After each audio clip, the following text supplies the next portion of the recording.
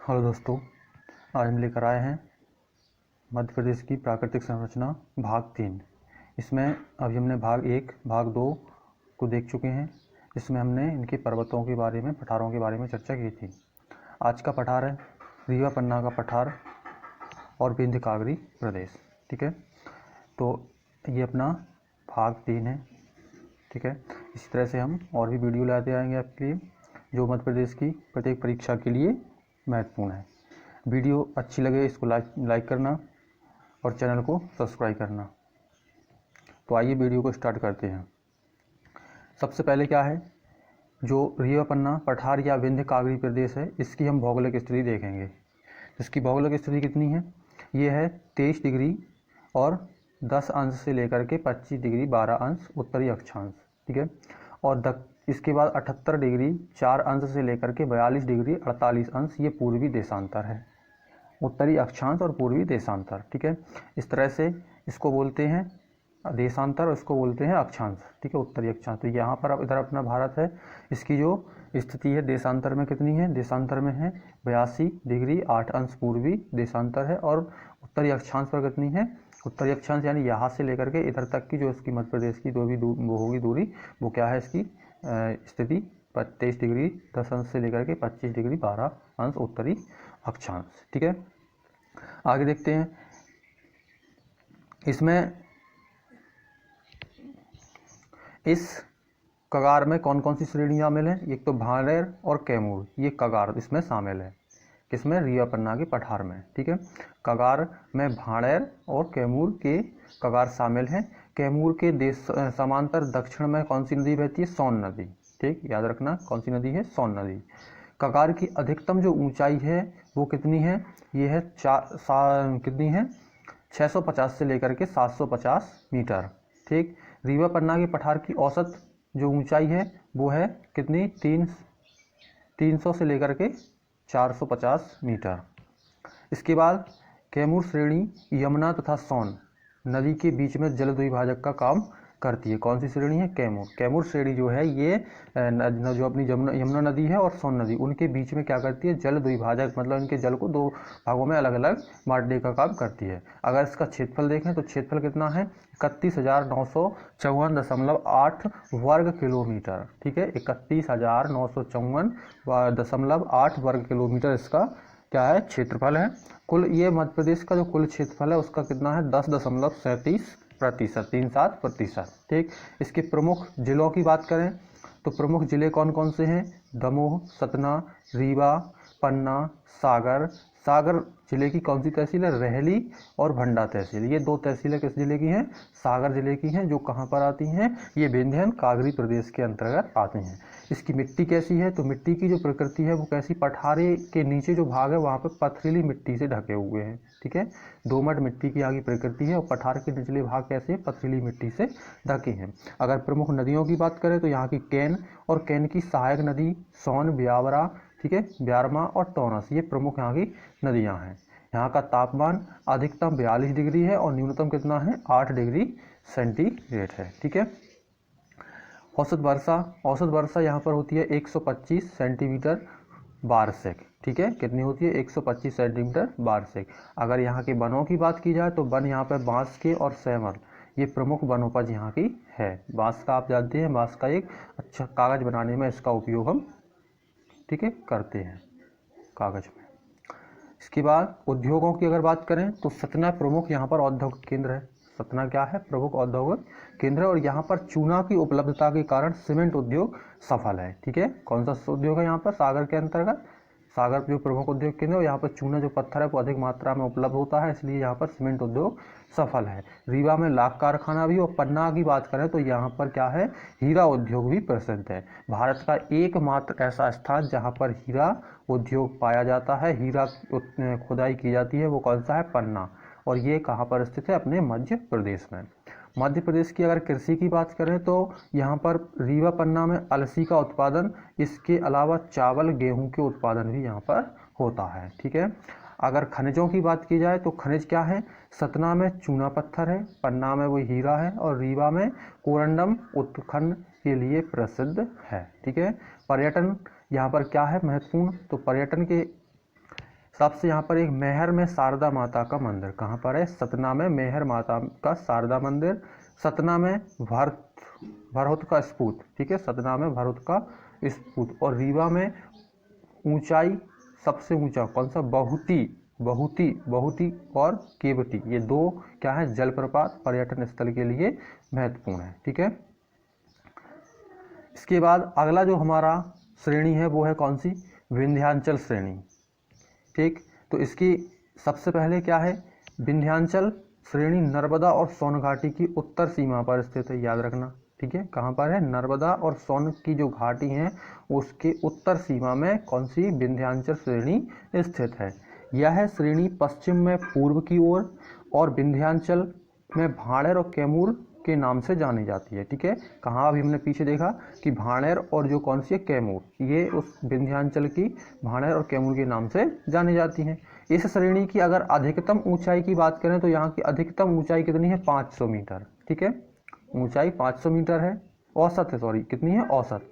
और अधिकतम कितनी है? तो अधिकतम है यहाँ की 881 मीटर, ठीक। और भाणेर पर्वत की जो ऊंचाई है वो है 752 मीटर, कैमूर की है वो है 600 कितनी? 86 मीटर। भाणेर और कैमूर श्रेणियां नर्मदा और गंगा के बेसिन को जलद्विभाजक का काम करती हैं। कौन कौन से? गंगा नदी और नर्मदा नदी का जो बेसिन है उसमें जलद्विभाजक का काम ये करती हैं। यहाँ प्रमुख जिले कौन से हैं जो अपनी विंध्य शैली में आते हैं? इसमें भोपाल है, रायसेन है, सीहोर, धार, दमोह, कटनी और शहडोल का कुछ भाग, ठीक है, याद रखना कितना? कुछ भाग। यहाँ की मिट्टी काली पर्वतीय और पर्वत की तलहट में कौन सी मिट्टी पाई जाती है? जलोढ़ का निक्षेप पाया जाता है। अब तलहट क्या होती है पर्वत का?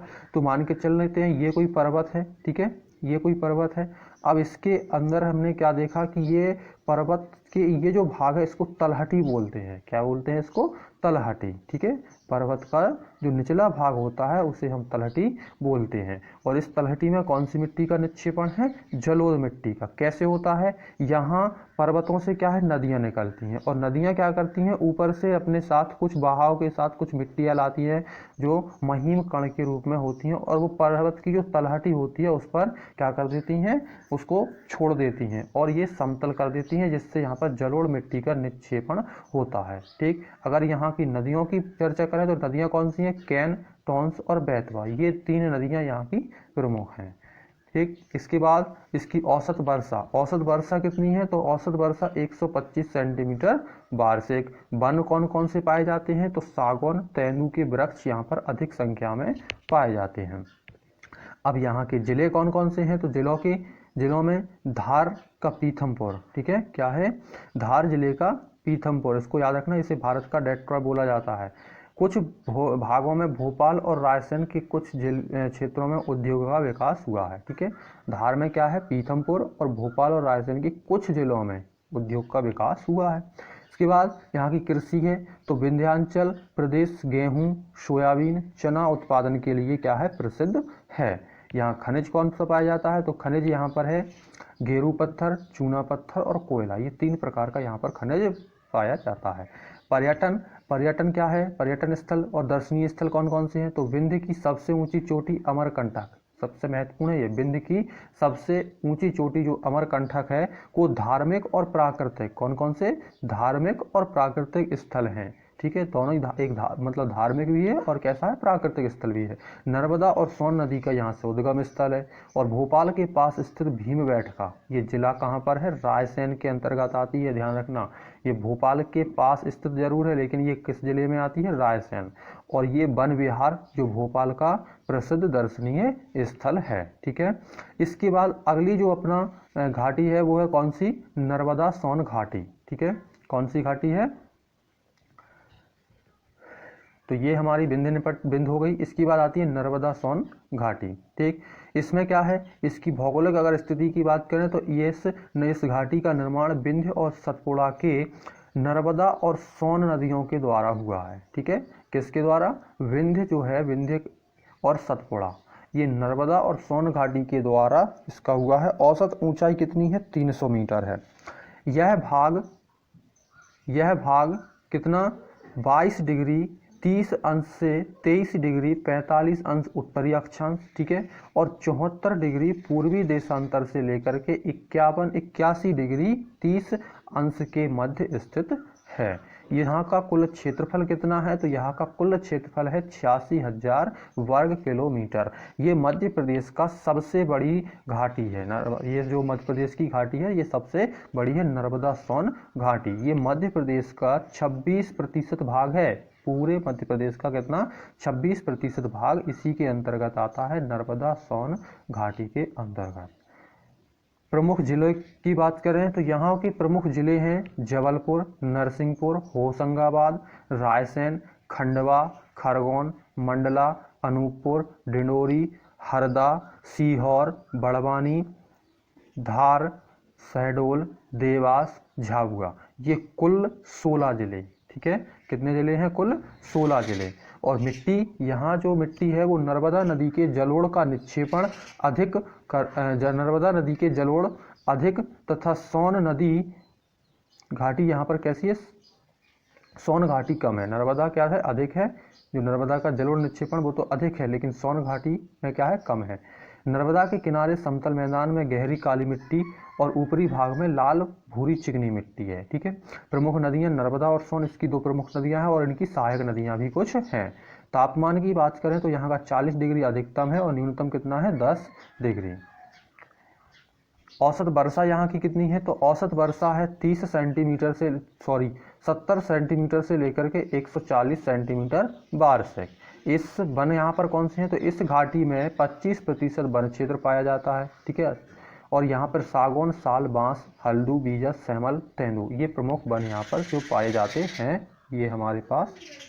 इसके बाद अगर यहाँ पर उद्योग की बात करें तो उद्योग कौन कौन से हैं? सूती वस्त्र मिश्रित उद्योग, ठीक है, सीमेंट उद्योग, आधारभूत खनिजों पर आधारित जैसे कि फेरोमैग्नीज और फेरोसिलिका उद्योग, ये यहाँ के प्रमुख उद्योग हैं।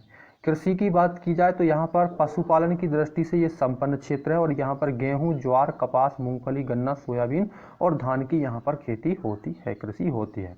खनिज कौन कौन से पाए जाते हैं? तो खनिज है चूना पत्थर, संगमरमर और टंगस्टन, ये 3 प्रकार के यहाँ पर खनिज पाए जाते हैं। पर्यटन की बात करें तो जबलपुर में 64 योगिनी मंदिर है, भेड़ा घाट है, तिगवा का मंदिर है, खंडवा जिले में ओमकारेश्वर और खरगोन जिले में महेश्वर धार्मिक तीर्थ स्थल है। और रूपनाथ का ऐतिहासिक मंदिर जो जबलपुर के पास स्थित है, यहाँ पर हमें अशोक का शिलालेख भी जो प्राप्त हुए हैं, ठीक है।